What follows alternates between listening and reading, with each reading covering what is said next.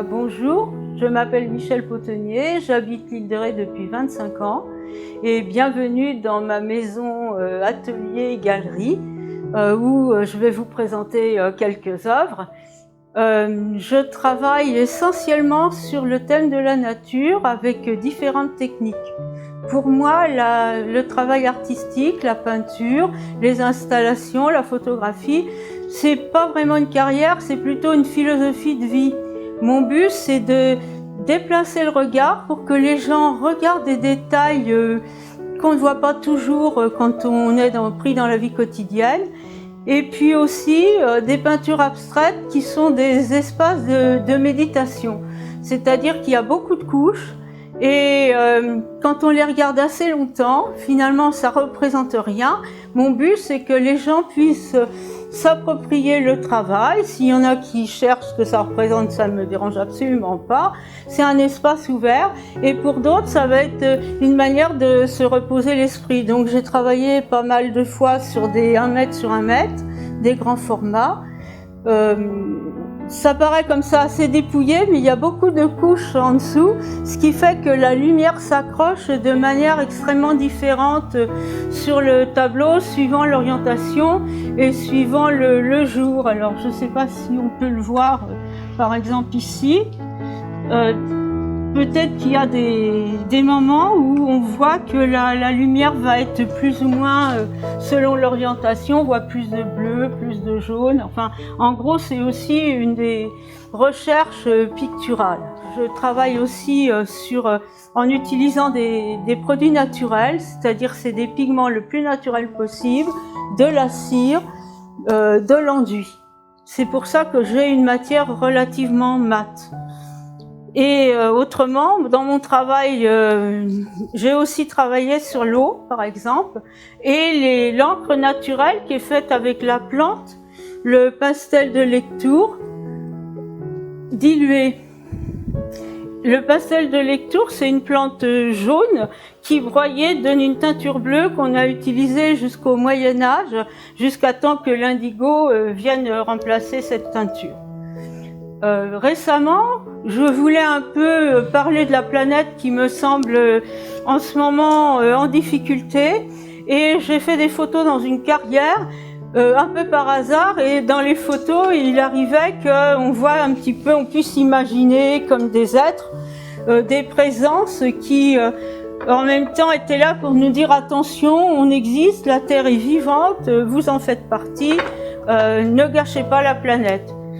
Donc j'avais toute une série de ce genre. Toujours pour travailler dans l'idée de la Terre et de la vie et de notre existence sur Terre, j'ai proposé à une certaine période à La Rochelle, dans une exposition collective qui s'appelait On s'installe, une recherche sur la galerie des ancêtres.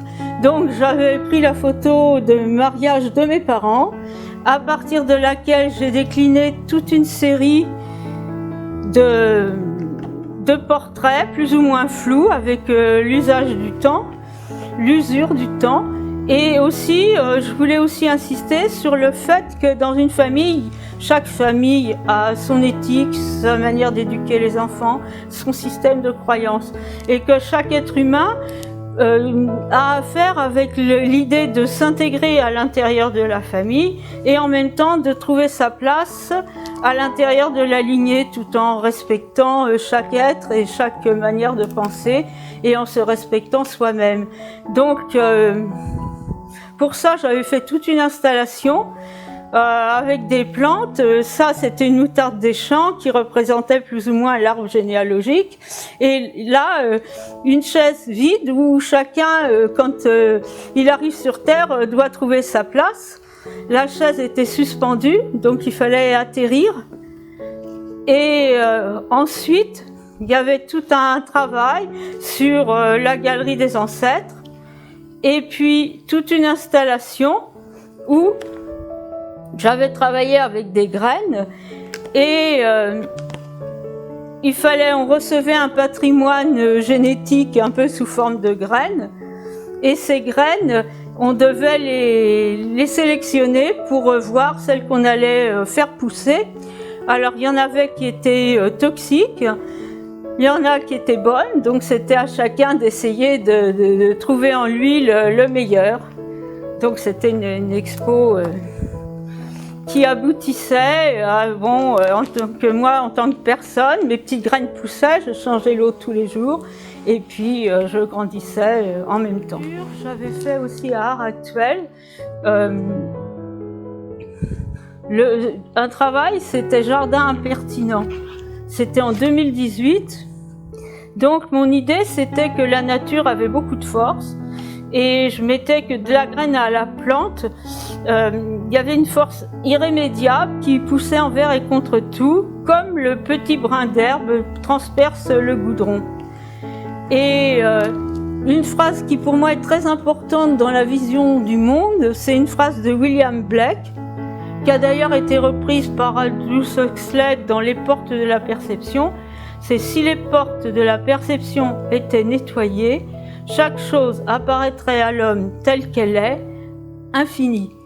Donc dans ma démarche, j'essaye de montrer des détails pour montrer qu'on est tous dans des projections personnelles, dans des visions personnelles, que la vérité nous échappe, que cette vérité infinie n'est pas accessible et que chacun y est de sa propre histoire.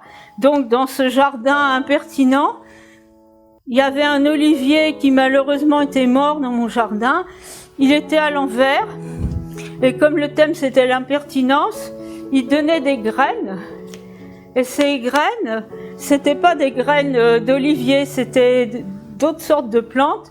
Et le cycle de la vie continuait dans le changement et c'était encore des petites plantes qui poussaient, qui germaient tout au long de l'exposition. Il y avait des graines par terre. Et l'exposition, j'avais aussi mis beaucoup de photos de cœurs, de fleurs et de plantes de mon environnement personnel.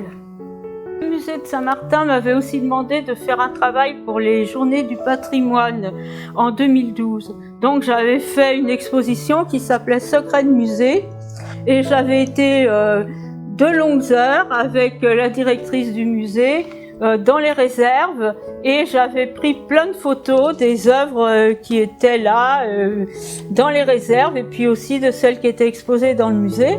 Et j'avais fait toute une série de petites photos encadrées que j'avais présentées avec des petites étiquettes sur la porte qui monte à l'étage où chaque œuvre était expliquée. Et puis j'en avais profité aussi pour photographier tout l'environnement du musée, de sélectionner des choses qui m'intéressent.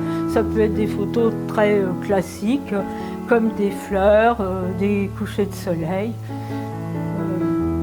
Là par exemple c'est au Bois-Plage, un coucher de soleil un jour de février où la nature offrait cette répartition particulièrement symétrique entre l'ombre et la lumière et en même temps l'eau. Donc pour moi il y avait tous les éléments, le ciel, le soleil, la terre, l'eau et puis l'ombre et la lumière et l'air. Donc j'avais remercié la vie de m'avoir permis d'être là à ce moment pour pouvoir déclencher mon appareil parce que c'était un moment, je pense, assez unique. Voilà.